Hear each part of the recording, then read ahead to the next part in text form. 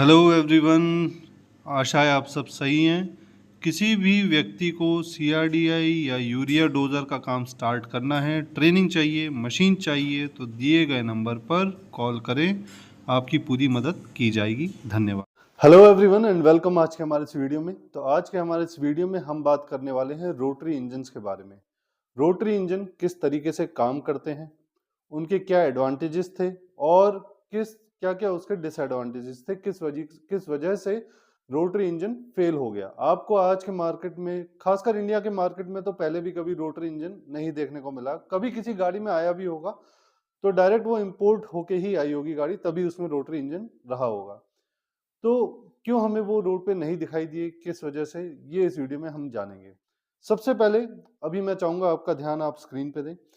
ये basically working दिखाई जा रही है रोटरी इंजन की, जिसको हम डिटेल में देखेंगे। लेकिन सबसे पहले हम बात करेंगे इसके पार्ट्स के बारे में, क्या क्या पार्ट्स रोटरी इंजन के अंदर रहते हैं। ये अभी आप देख रहे हो, ये इसकी जो है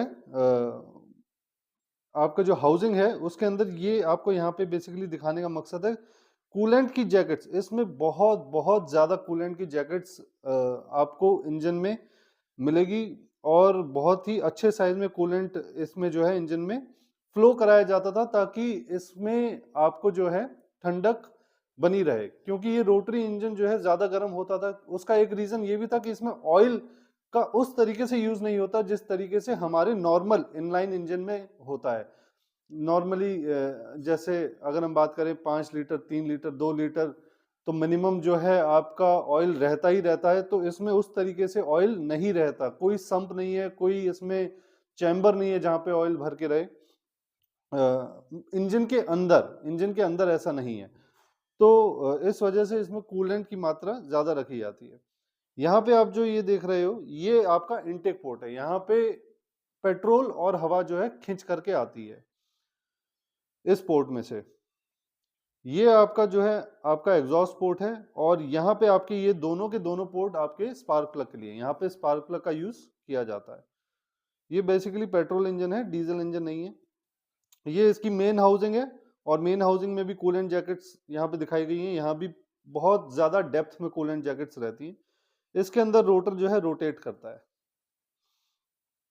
ये आपकी क्रैंक शाफ्ट है। यहाँ पे जिस इंजन की हम अभी बात कर रहे हैं, इसमें बेसिकली दो रोटर होंगे, एक इधर और एक इधर, और दोनों एक दूसरे से 180 डिग्री के डिफरेंस पे काम करेंगे। आगे चलते हैं। ये आपके मेन रोटर्स हैं, और दोनों तरफ से ये आपके रोटर हैं, और रोटर जो है इस कैमशाफ्ट के इस लोब पे जो है, यहाँ पे अंदर एक कैविटी बनी रहती है जो जाकर के सीधे इस लोब पे बैठ जाएगा। जिस डायरेक्शन में कैमशाफ्ट इसको घुमाएगी, उसी डायरेक्शन में ये आपका घूमेगा। यहाँ पे सबसे इंपॉर्टेंट है कि रोटर, क्योंकि जब रोटर आपका इस कैविटी में मूव करेगा, रोटर आपका अंदर यहाँ पे मूव करेगा हाउसिंग में, तो सीलिंग बहुत अच्छी होनी चाहिए। मेन बात यह है कि सीलिंग अच्छी होनी चाहिए। उसके लिए सील्स, एपेक्स सील्स, यहाँ पे बहुत ही अच्छे से ऊपर से जो सीलिंग है उसको बहुत अच्छे से किया जाता है, ताकि आपका जो है लीकेज ना हो। कैसी लीकेज, किस तरह की लीकेज, वो अभी हम देखेंगे। आगे इसको जो है कवर कर दिया जाता है, और आपका जो है यहाँ पे एक स्टेटर गियर लग जाएगा जिसके अराउंड लोग घूमेगा। ये आपका गियर है, ये अंदर फिक्स हो जाएगा, और जो रोटर है उसमें जो गियर बना है वो इस गियर के ऊपर घूमेगा। अब बात करते हैं इसकी वर्किंग की। यहाँ पे अगर हम देखें वर्किंग को और इजीली समझने के लिए, हाँ, जैसे आपका इनलाइन में 4 स्ट्रोक होते हैं, सक्शन, कंप्रेशन और आपका पावर, और चौथा आपका होता है एग्जॉस्ट। ये 4 स्ट्रोक्स होते हैं। जिसको और डिटेल में जानना है, जिसको नहीं पता, बिल्कुल भी एकदम जीरो नॉलेज है, वो जाके एक बार वीडियो देख सकता है हमारे चैनल पे, हाउ 4 स्ट्रोक डीजल या how 4 stroke petrol engine works. अब यहाँ पे जो चारों स्ट्रोक हैं वो चारों होंगे, लेकिन एक ही राउंड में जो है, मतलब एक बार आपका ये जो रोटर है ये घूमेगा, और एक ही राउंड में ये चारों स्ट्रोक जो है आपके कंप्लीट हो जाएंगे। और एक बार नहीं, 2 बार नहीं, 3 बार कंप्लीट होंगे एक ही राउंड में। तो मतलब जब ये रोटर घूमता है तो 3 बार कंबशन होता है, एक राउंड में 3 बार कंबशन। तो अगर मैं बात करूं 4 स्ट्रोक इंजन की, तो जब 4 स्ट्रोक इंजन में क्या होता है कि आपका पिस्टन जब 4 बार ऊपर नीचे होता है, यानी क्रैंक शाफ्ट 2 बार पूरा घूम जाती है, तब जाके एक बार फायर मिलता है। और यहाँ पे 2 बार यानी आपका 360 इंटू 2 720 डिग्रीज घूम जाती है, तब एक बार पावर मिलती है। और यहाँ पे जब वो एक बार घूमता है तो 3 बार पावर मिलती है, 2 बार घूमेगा तो 6 बार पावर मिलेगी। तो इसका मतलब इन comparison to 4 stroke engine, 4 stroke engine के कंपैरिजन में 6 टाइम्स ये ज्यादा पावर बना रहा है। कैसे बना रहा है पावर, वो यहाँ पे देखते हैं।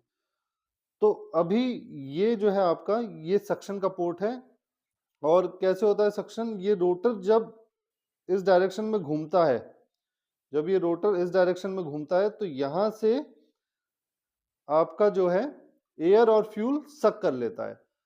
फिर जब आगे ये घूमता है ये रोटर, यहाँ पे तो सारी एयर को कंप्रेस करता है, जैसे यहाँ पे इसने कंप्रेस कर दिया है। और जैसे ही ये और आगे बढ़ता है तो आप यहाँ पे इस पार्ट में, यहाँ पे आप देख रहे हैं ये छोटी सी ये गैलरी है, ये दोनों तरफ रह जाती है। तो इस पार्ट में यहाँ पे जब फुल कंप्रेशन हो जाता है तभी स्पार्क प्लग स्पार्क जनरेट करते हैं और सारा का सारा फ्यूल जो है वो बर्न हो जाता है। बर्न होने के बाद जो है ऑब्वियसली पावर मिलती है, तो रोटर को जो फ्यूल जलता है वो धक्का मारता है और रोटर घूम करके जो है आपका उस तरफ जाता है, इस डायरेक्शन में जो है मूव करेगा। और सारी की सारी जो है आपकी एग्जॉस्ट जो है वो यहाँ से एग्जॉस्ट से निकल जाती है। इसको और डिटेल में एक बार देखने के लिए आप इस पार्ट को देख सकते हैं। अब यहाँ पे देखेंगे इसकी वर्किंग को थोड़ा सा और समझेंगे अच्छे से, और ये मैं आपको थोड़ा वीडियो पॉज कर करके बताने की कोशिश करूंगा। तो अभी ये जो आपकी लोब है, ये क्या है, ये जब रोटर घूमेगा और ये इस तरीके से इस डायरेक्शन में घूमेगा तो यहाँ से सक्शन करेगा, खींचेगा हवा और फ्यूल को अंदर की तरफ यहाँ पे इस कैविटी में खींचेगा। देखिए खींचने के बाद अब ये आपका फ्यूल और एयर जो है, क्योंकि ये हिस्सा और ये हिस्से पे क्या है और यहाँ पे सीलिंग रिंग्स हैं, तो अब ये जो अंदर एयर और फ्यूल यहाँ से आया था वो यहीं रह गया। अब ये जब इस वॉल के अराउंड, अब जब थोड़ा सा और घूमेगा तो ये वाला जो लोब है वो इस वॉल के अराउंड बिल्कुल सटे आएगा इससे। देखिए देखिए ये यहाँ पे बिल्कुल सट गया और देखिए ये यहाँ पे थोड़ी सी गैपिंग बची। इस गैपिंग में आपका जो है एयर और फ्यूल जो यहाँ पे इतने बड़े स्पेस में था वो यहाँ पे आ गया, तो कंप्रेशन हो गया अच्छे से। हवा का जो है, हवा जो है उसका पूरा दबाव बन गया, और जो एक पर्टिकुलर टेम्परेचर होता है, जो प्रेशर होता है कि भाई 12 बार 13 बार, जो जो भी एक पेट्रोल इंजन का एक कंप्रेशन हवा और पेट्रोल के मिक्सचर को चाहिए होता है, वो यहाँ मिल गया, टेम्परेचर यहाँ मिल गया।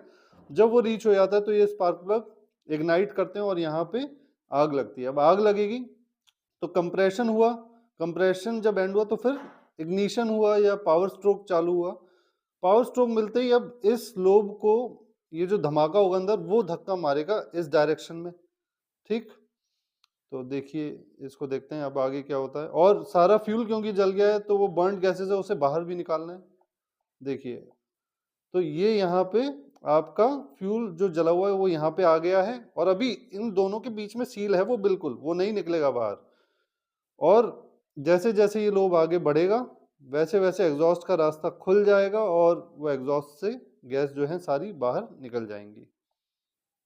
देखिए ये यहाँ से एग्जॉस्ट से सारी की सारी गैसेस बाहर निकलना चालू हो गई। अब इसमें जो है आप देखेंगे ये एग्जॉस्ट स्ट्रोक चल रहा है और पीछे कंबशन ऑलरेडी चल रहा है और यहाँ पे इनटेक ऑलरेडी चल रहा है। तो एक पूरा जब रोटेशन होता है तो 3 टाइम मतलब 3 बार कंबशन होगा और 3 बार पावर यहाँ पे मिलती है।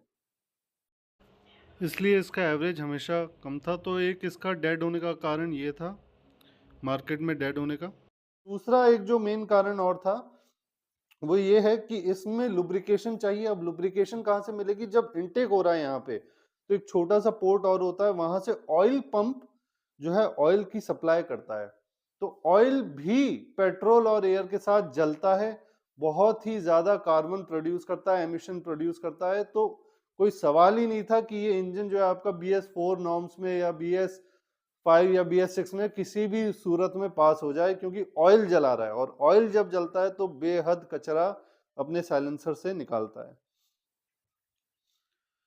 तीसरी जो एक मेन बात थी कि देखिए यहाँ पे ये जो रोटर है इसका सील होना बहुत जरूरी है साइडों से, ताकि लीकेज ना हो, एक प्रोसेस दूसरे के साथ मिक्स ना हो जाए। कि सक्शन हो रहा है तो पता लगा वो पहले ही जो सक्श यहाँ से सक किया है वो पहले ही लीक हो करके आगे आपका कंप्रेशन वाले चैम्बर में चला गया और लीक हो गया पहले से ही। तो इस तरीके से अगर लीकेज होगी या कंबशन के टाइम में पहले से लीक होकर एग्जॉस्ट में चला गया तो पावर बहुत कम मिलेगी।